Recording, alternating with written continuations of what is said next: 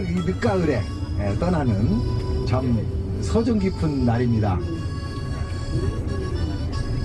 특히 그 죽주산성이란 데도 아주 좀 안성에서는 역사적 유산으로 지금 널리 활성화시키려고 노력하고 있는데요. 주장성이라는 성을 쌓고 나중에 그 다음에 고려시대 때는 항몽전에 몽골에 대한 요새로서 전투의 요새로서 아주 큰 역할을 했고, 그 다음에 병자호란 때의 치욕이 47일 동안 치욕이 영원히 남아가지고 우리 남한산성이 왜 우리한테 이렇게 참 참담한 모습을 띠고 있는지 그런 것으로 참 괴로워했던 학자들이 계세요. 이것은 진실이 아닌데, 남한성의 진실의 모습은 이게 아닌데 하다가 그분들이 병자호란이 있었던 1636년 그로부터 우리 인생의 주기 60년이 6번 돌았던 1996년 4월 27일 날 모여가지고 우리가 매달 한 번씩 일요일날 모이자 해서 우리가 일요일날 모이게 돼 있어요. 이것은 이제 중간에 가는 거니까 토요일이 됐습니다만, 그래서 1996년 4월부터 거의 한 280배틀을 우리가 모여오고 있습니다.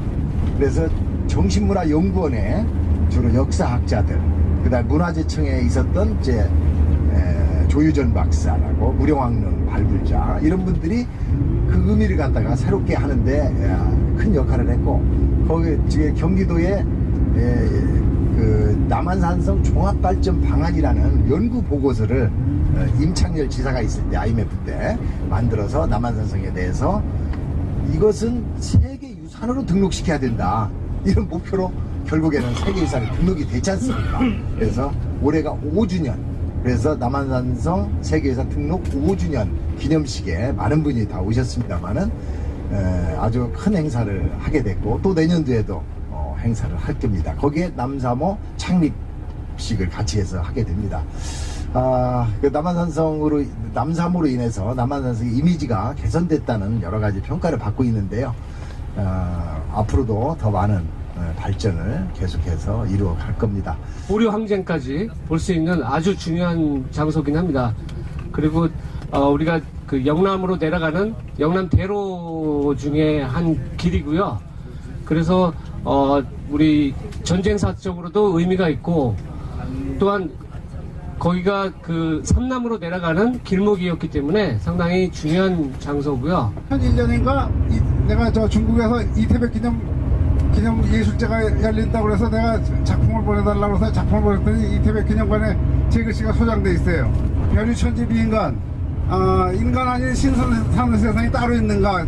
이거 산속이 오늘 처음 가보지만 아마 산성이라고 하니까 산속에 갈 거예요. 오늘 같은 경치가 상상이 되는데, 그 시로 쓴 거를 내가, 근데 이걸 난 여기는 다른 분한테 이걸 준다고 그러는데 이걸 낙관을 거꾸로 찍었는데 우리 김내동 회장이 이거 좋다고 그러니까 이거 그냥 드리겠어요. 드릴게요.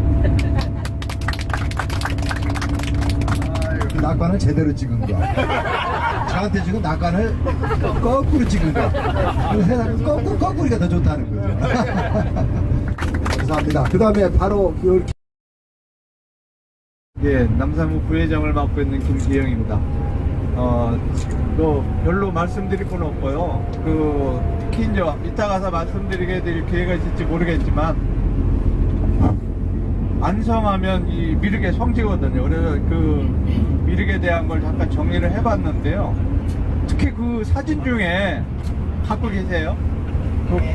궁예 미륵 사진을 보면 이제 궁예가 팔공자에다가 그 후에 했답니다. 환의 후에다라는 뜻으로, 즉 고중봉이가 이제 고구려 건국시 고중봉이가 이제 그 활을 잘 썼다고 하잖아요.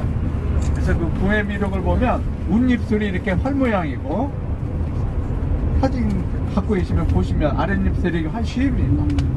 그리고 그 사이가 화살이고, 그래서 특히 이제 그 사진을 좀 확대해서 찍었는데, 요 사진은 가솔리에 있는 쌍미륵사에 미륵이 둘이 있는데, 그 중에 한 미륵에, 즉 남자 미륵의 얼굴 부분입니다.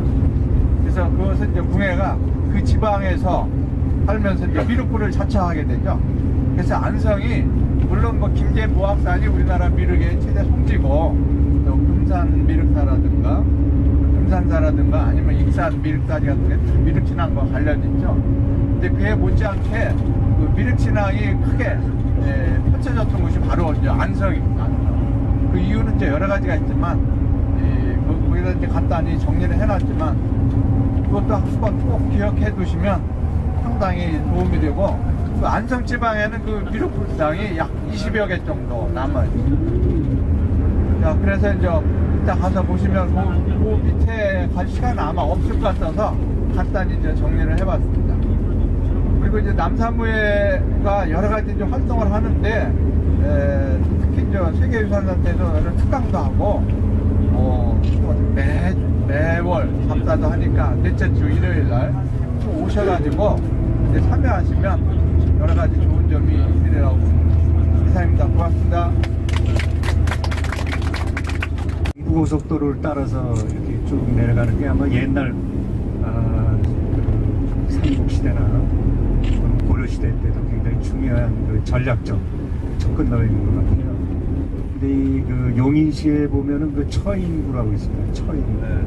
그 처인 산성이 있던 곳인데, 거기에 이제 뭐 잘 아시겠지만 이제 그 승병장, 당시로 봐서는 뭐 한 소대장급 또는 고참 하사관 정도 아마 직책이었을까. 그냥 의병 수준이었으니까. 근데 그분이 그 처인성에서 그 이 군민들을 모아놓고서로다가 그 살레탄 지나가는 거를 화살을 쏴가지고 눈을 맞춰가지고 몽고군이 패퇴를 했죠.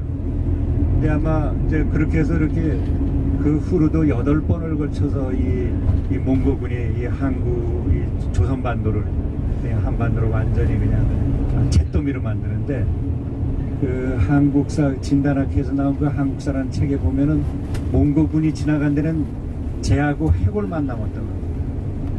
그러니까 강화도로 들어간 그 지도부나 산성으로 들어간 사람 외에는 다 죽은 거예요. 그때 아마 인구가 대폭적으로 줄어가지고 한 400만 명 정도 됐다고 이렇게 추측을 하는 것 같아요.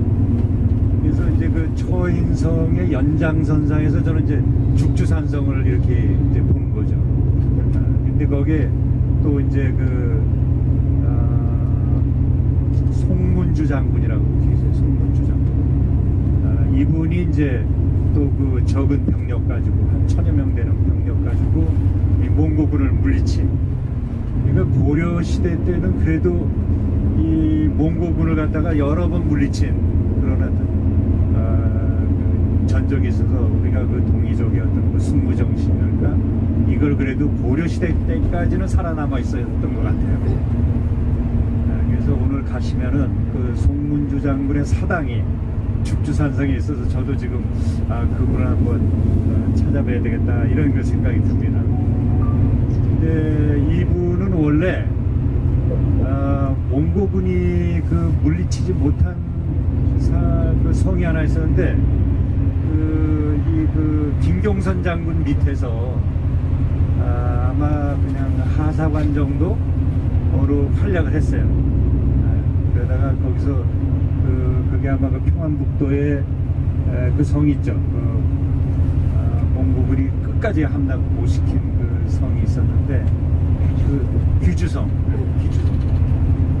그래서 나중에는 그 귀주성의 박서 장군하고 이제 김경선 장군이 지키는데 하도 성을 함락시키기가 힘들어서 몽고군이 이제 개성으로 다 이제 그 강화도로 가서 이제 결국은 그 항복을 받아내고, 왕이 3차례나 그 그 명령을 내려가지고 성문을 열고 나와라. 근데 이 귀주성 전투에서 공을 세워서 장군이 되신 거예요. 그래서 지금까지도 사당이 있어서 아마 잘 보존이 된 것 같습니다. 그래서 우리가 경부선에 보면은 하여튼 이 삼국시대 때부터 하여튼 그런 여러 가지 하여튼 전투 사적지 또는 그 나라를 구하는 사적지들이 많이 있어서 기대가 많이 됩니다. 이상입니다. 원래 죽산면이 아니라 죽산군이었습니다. 군. 죽산군이 더 컸었습니다. 안성이라는 게 편안한 안자에 그 성서전을 써서 편안한 마을이라고 했는데, 예, 지금 말씀하신 대로 일주기 일삼직 이거 이렇게 이름을 바꿔놓은 것은 일본에 의해서 만들어졌습니다. 그 이유를 저도 알다 보니까 여기 의병들이 많았습니다. 죽산 의병들이 굉장히 강했고, 이 지역이 아주 그 아까 말대로 고려 항쟁도 있고, 그 다음에 그 임진왜란 때도 여기가 전투지였고, 얘가 굉장히 지역들이 강한. 좀 아까 사실은 좀 못 보셨는데 칠장사를 잠깐 지났습니다. 칠장사도 7명의 장사를 그 기리는, 그래서 기렸다 그래서 칠장사라고 이렇게 이름을 지었습니다.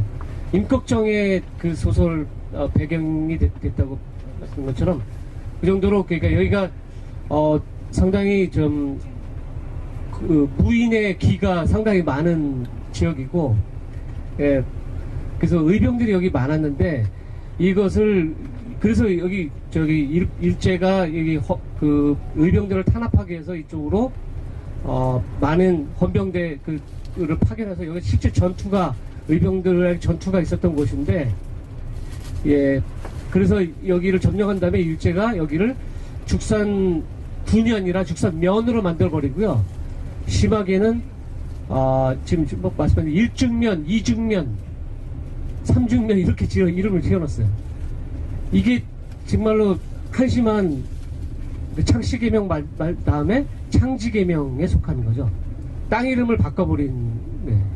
1죽, 2죽, 3죽, 이거 아무 의미가 없는 건데, 대나무 죽자를 써서 굉장히 그러니까 절개를 많이 상징하는 죽산 군수가 상당히 중요한 조선시대 직책 중에 하나 있는데, 이것을 일제가 면으로 그 축소시키고, 그리고 그 이름 자체는 죽산면, 1중면, 2중면, 3중면 이런 식으로 아무 의미 없이 이렇게 그 면을 바꿔버린 것은, 예, 이게 창지개명.